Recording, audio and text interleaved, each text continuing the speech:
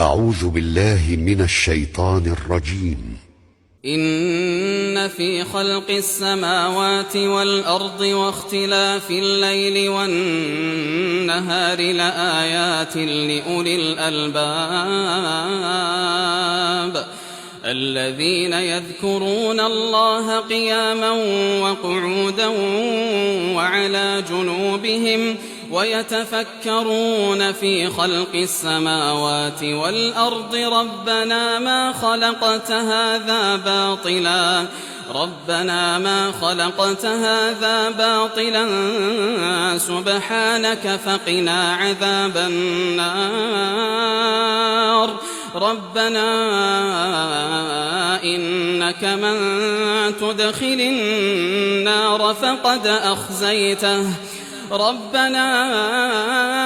إنك من تدخل النار فقد أخزيته وما للظالمين من أنصار ربنا إننا سمعنا مناديا ينادي للإيمان أن آمنوا بربكم فآمنا ربنا فاغفر لنا ذنوبنا وكفر عنا سيئاتنا وتوفنا مع الأبرار ربنا وآتنا ما وعدتنا على رسلك ولا تخزنا يوم القيامة إنك لا تخلف الميعاد فاستجاب لهم ربهم أني لا أضيع عمل عامل منكم من ذكر أو أنثى بعضكم من بعض فالذين هاجروا وأخرجوا من ديارهم وأوذوا في سبيلي وقاتلوا لأكفرن عنهم سيئاتهم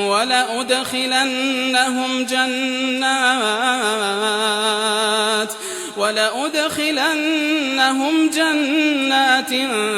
تجري من تحتها الأنهار ثوابا من عند الله والله عنده حسن الثواب لا يغرنك تقلب الذين كفروا في البلاد متاع قليل ثم مأواهم جهنم وبئس المهاد لكن الذين اتقوا ربهم لهم جنات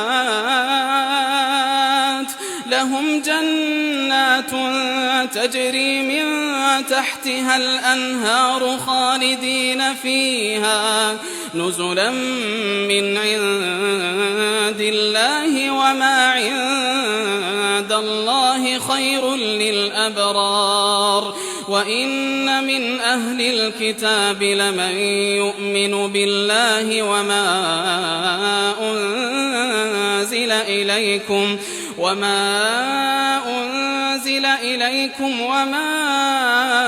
أنزل إليهم خاشعين لله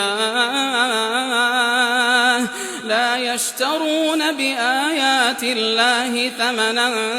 قليلا أولئك لهم أجرهم عند ربهم إن الله سريع الحساب يا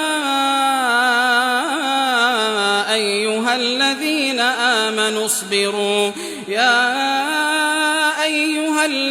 آمنوا اصبروا وصابروا ورابطوا